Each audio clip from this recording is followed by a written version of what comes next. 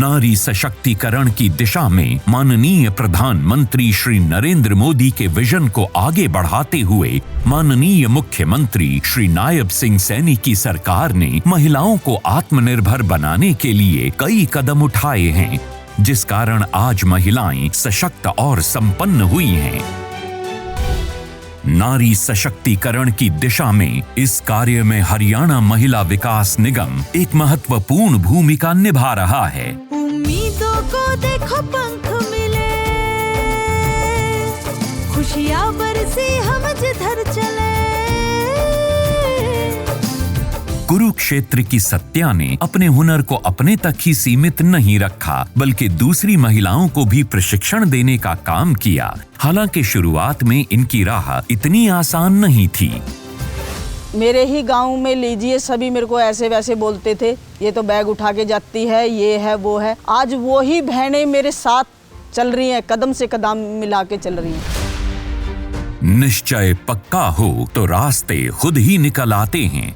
सत्या ने कदम बढ़ाए और फिर व्यक्तिगत ऋण योजना में लोन और सब्सिडी मिलने से काम बढ़ चला। मैंने महिला विकास निगम से 1 लाख का लोन लिया, जिसमें मेरे को 25,000 की छूट मिली और मैंने उस पैसे को लेकर के कच्चा माल लाई और उससे 3 गुना और अपना काम बढ़ाया। सत्या की तरह आशा का भी अपने रोजगार का सपना पूरा हो पाया है। लोन मिलने से थोक में बाजार से माल खरीदना आसान हुआ और मुनाफा भी बढ़ गया है। पहले मैं चूड़ियों का काम जब शुरू किया, मेरे पास पैसे तो थे नहीं, तो दुकान वाले अपने हिसाब से चूड़ियों का सामान देते थे। अब मेरे पास पैसे हैं तो मैं चूड़ियाँ बना के लेके जाती हूँ। तो डिजाइन उनके होते हैं, कलर उनके होते हैं, लेकिन जो पैसे होते हैं वो मेरे हिसाब से होते हैं। आशा ने गांव की दूसरी महिलाओं को भी प्रोत्साहित किया, जो अब उनके साथ काम कर रही हैं। खुद को रोजगार शुरू किया, फिर मेरे साथ और महिलाएं भी काम करने, उनको भी रोजगार, जो खाली बैठी रहती थी अब वो भी काम करने लग गई हैं। आशा की तरह कविता ने भी सफलता की नई कहानी लिखी है।